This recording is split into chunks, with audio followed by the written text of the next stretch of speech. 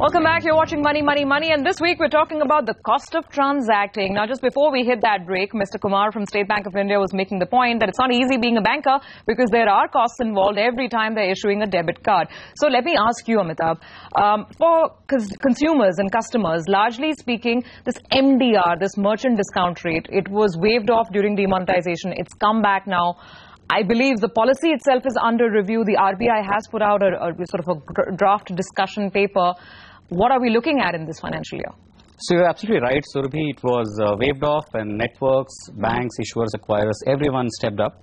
And all charges were waived off for all transactions for the period 24th November till the 31st of December. After which RBI released a guideline for reduced MDR from what existed before demonetization.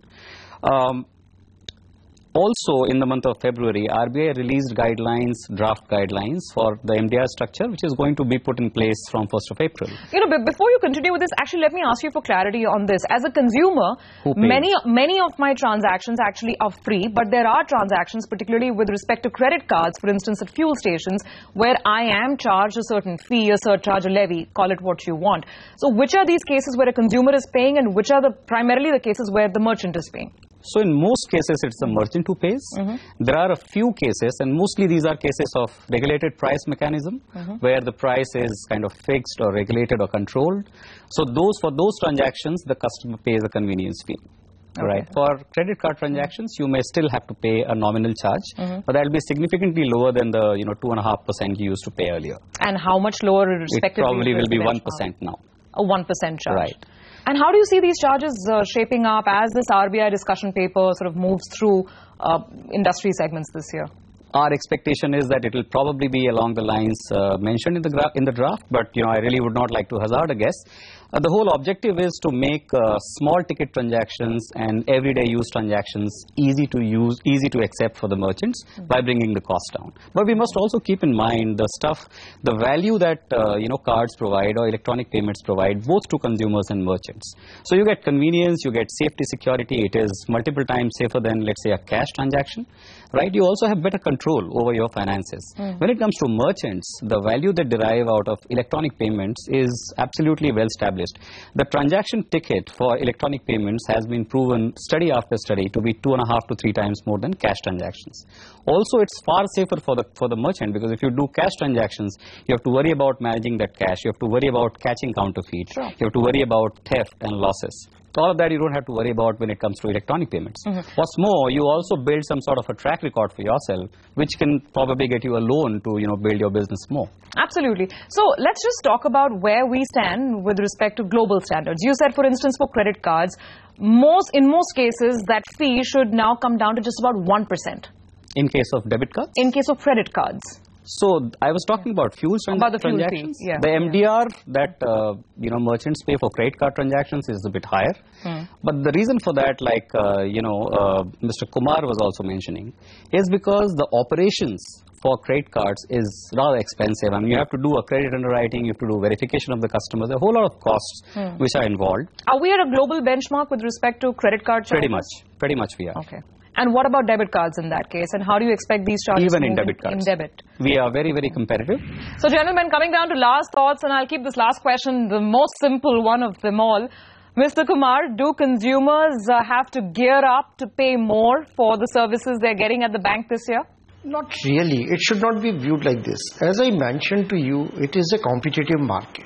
I would not like to lose my competitive advantage. So whenever we will do a pricing of any product, whether it is the determination of interest rate or whether it is the determination of the service charges, whether you believe it or not, but it will always be the customer interest which we will keep in mind. And we are very much concerned about our customers. That is a fact. The idea about any product like a savings bank, as I mentioned, to encourage savings as well as provide liquidity, provide certain number of free transactions also. Not that we have said that no free transactions are permitted, but beyond that, then if you want to do an excessive use or their accounts are superfluous or no value to the bank, then I think bank is entitled to have a look at and on the considerations of costs and cost alone, the charges will be made. I think you used a very important word out there, sir, superfluous, and I think that's the takeaway for viewers. That if you're going to be superfluous about the way you bank with your banker, then get ready to pay up. I guess that's the bottom line. Amitabh, your final thoughts from the card industry side. What can we expect this year, whether it's charges or otherwise the products? How you expect this financial year to be? So, like I mentioned, customers anyways don't pay for most of the transactions. It's the merchants who do. And for the few transactions that the customers have been paying, some of those also now they will not need to pay any longer. So my thought would be that customers should take out their cards and use them in place of cash. It helps not just them but also the economy and the society at large, because cash is probably the root of a lot of ills. To the merchants, I would say that the money that they are investing towards accepting cards, a lot of it goes towards maintaining a state-of-the-art infrastructure, creating innovation, providing a service, providing a technology which is safe and secure. You'll be surprised to know that there are more than 11,000 fraud attacks on our systems every day, all over the world, right? But for 65 years plus, our systems have never been breached. So that requires investment, that requires constant upgradation. Somebody else is looking after your safety. All of that requires the customers and the merchants, as the case may be, mostly in this case, to make payments which go towards growing the industry. So I would say that we should adopt as a country electronic payments. All right, Amitabh and Mr. Kumar, thank you so much for joining us on this special. That's it on this week's episode of Money, Money, Money. We'll see you again next week.